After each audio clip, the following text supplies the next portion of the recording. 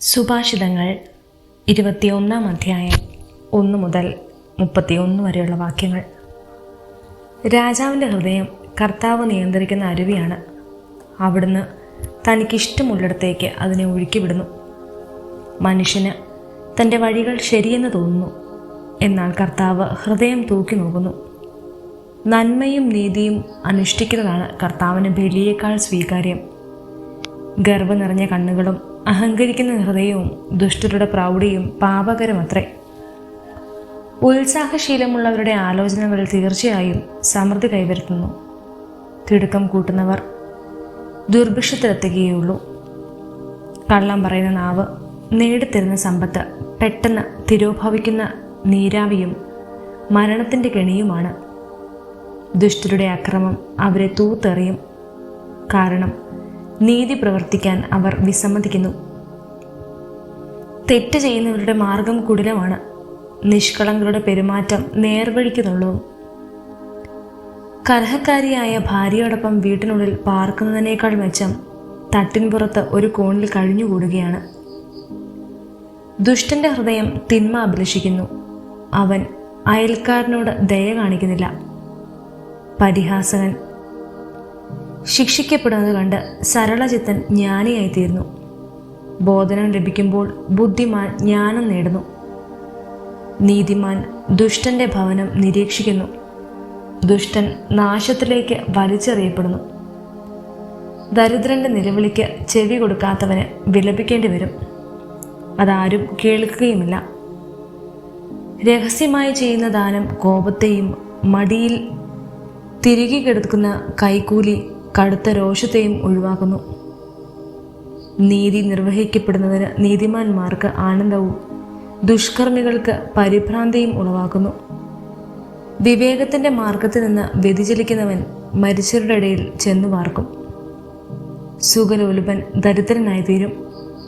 വീഞ്ഞിലും സുഗന്ധ തൈലത്തിലും ആസക്തി കാട്ടുന്നവൻ ധനവാനായിരിക്കുകയില്ല.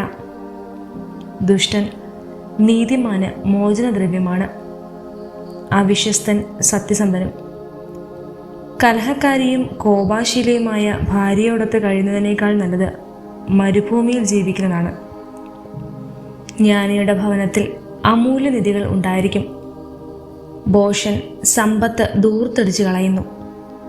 നീതിയും കാരുണ്യവും പിന്തുടർന്നവർ ജീവനും ബഹുമതിയും നേടും. ജ്ഞാനി പ്രബലരുടെ നഗരത്തെ ഭേദിച്ച് അവർ ആശ്രയിക്കുന്ന സങ്കേതം നിലം പതിപ്പിക്കും. സ്വന്തം അധരങ്ങളെയും നാവിനെയും നിയന്ത്രിക്കുന്നവൻ ഉപദ്രവങ്ങളിൽ നിന്ന് രക്ഷപ്പെടുന്നു. അഹങ്കാരിയും ധിക്കാരിയുമായ മനുഷ്യൻ്റെ പേര് പരിഹാസകൻ എന്നാണ്. അവൻ ആരെയും കൂസാതെ ഗർവോടെ പ്രവർത്തിക്കുന്നു. അലസൻ്റെ ആഗ്രഹങ്ങൾ അവനെ കൊന്നുകളയുന്നു, എന്നാൽ അവൻ്റെ കരങ്ങൾ അധ്വാനിക്കാൻ വിസമ്മതിക്കുന്നു. ദുഷ്ടന്മാർ എന്നും അത്യാഗ്രഹത്തോടെ കഴിയുന്നു, നീതിമാന്മാരാകട്ടെ നിർലോഭം ദാനം ചെയ്യുന്നു. ദുഷ്ടന്റെ ബലി വെറുപ്പുളവാക്കുന്നു. ദുരുദ്ദേശത്തോടെ സമർപ്പിക്കുമ്പോൾ അത് എത്രയോ അധികമായി വെറുക്കപ്പെടുന്നു.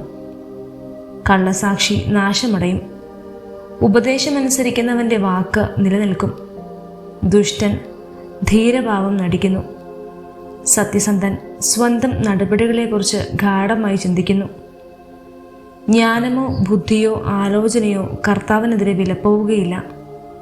യുദ്ധത്തിനു വേണ്ടി കുതിരയെ സജ്ജമാക്കുന്നു, എന്നാൽ വിജയം നൽകുന്നത് കർത്താവാണ്.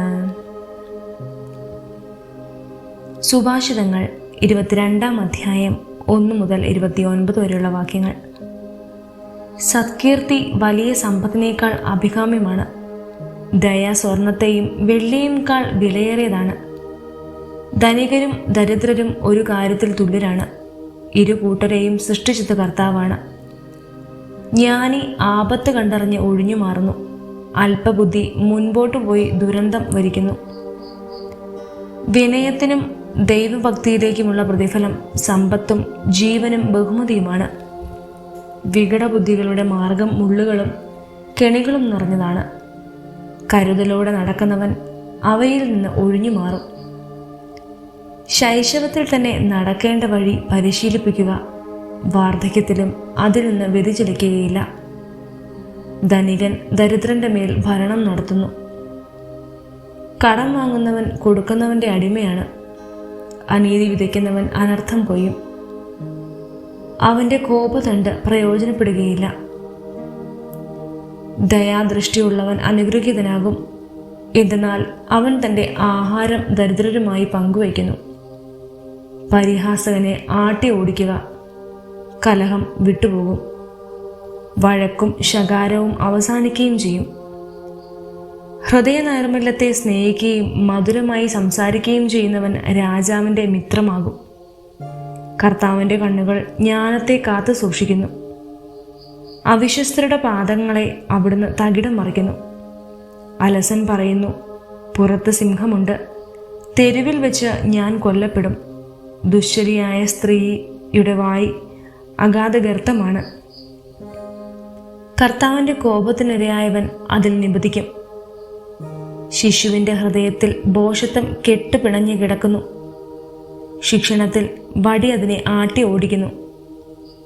സ്വന്തം സമ്പത്ത് വർദ്ധിപ്പിക്കാൻ വേണ്ടി ദരിദ്രരെ ഞെരുക്കുകയോ സമ്പന്നർക്ക് പാരിതോഷികം നൽകുകയോ ചെയ്യുന്നവൻ ദാരിദ്ര്യത്തിൽ നിബദിക്കുകയുള്ളൂ. ജ്ഞാനികളുടെ വാക്ക് സശ്രദ്ധം കേൾക്കുക. ഞാൻ നൽകുന്ന വിജ്ഞാനത്തിൽ മനസ്സ് പതിക്കുക. അവയെ ഉള്ളിൽ സംഗ്രഹിക്കുകയും അധരങ്ങളിൽ ഒരുക്കി വയ്ക്കുകയും ചെയ്യുന്നത് ആഹ്ലാദപ്രദമായിരിക്കും. കർത്താവിൽ വിശ്വാസം അർപ്പിക്കേണ്ടതിന് ഇന്ന് ഞാൻ അവയെ വെളിപ്പെടുത്തി തന്നിരിക്കുന്നു. ഉപദേശവും വിജ്ഞാനവും അടങ്ങുന്ന 30 സൂക്തങ്ങൾ നിനക്കും ഞാൻ എഴുതിയിട്ടുണ്ടല്ലോ. നിന്നെ അയച്ചവർക്ക് ഉചിതമായ ഉത്തരം നൽകത്തക്കവിധം സത്യവും ശരിയുമായ കാര്യങ്ങൾ നിന്നെ ഗ്രഹിപ്പിക്കാൻ വേണ്ടിയാണവ. നിസ്സഹായനെന്ന് കരുതി ദരിദ്രന്റെ മുതൽ അപഹരിക്കുകയോ നിന്റെ പടിവാതിൽക്കൽ വെച്ച് കഷ്ടപ്പെടുന്നവരെ മർദ്ദിക്കുകയോ ചെയ്യരുത്. എന്തെന്നാൽ കർത്താവ് അവരുടെ പക്ഷത്ത് നിൽക്കുകയും അവരുടെ മുതൽ കൈക്കലാക്കുന്നവരുടെ ജീവൻ അപഹരിക്കുകയും ചെയ്യും. കോപാശീലനോട് സൗഹൃദം പാടില്ല. രോഷാകുലനോട് ഇടപെടുകയുമരുത്. അങ്ങനെ ചെയ്താൽ നീ അവൻ്റെ ശീലങ്ങൾ കണ്ടുപഠിക്കുകയും കെണിയിൽ കുരുങ്ങിപ്പോവുകയും ചെയ്യും. അന്യർക്ക് വേണ്ടി വാക്കു കൊടുക്കുകയോ ജാമ്യം നിൽക്കുകയോ ചെയ്യുന്നവരുടെ കൂട്ടത്തിൽ പെടരുത്. കടം വീട്ടാൻ വകയില്ലാതെയായി നിന്റെ കിടക്ക പോലും നഷ്ടപ്പെടാൻ ഇടയാകുന്നതിന് പിതാക്കന്മാർ പണ്ടേ ഉറപ്പിച്ചിട്ടുള്ള അതിർത്തി കല്ല് മാറ്റരുത്. ജോലിയിൽ വിദഗ്ധനായ ഒരുവനെ നോക്കൂ, അവന് രാജസന്നിധിയിൽ സ്ഥാനം ലഭിക്കും. അവന് സാധാരണക്കാരുടെ കൂടെ നിൽക്കേണ്ടി വരികയില്ല.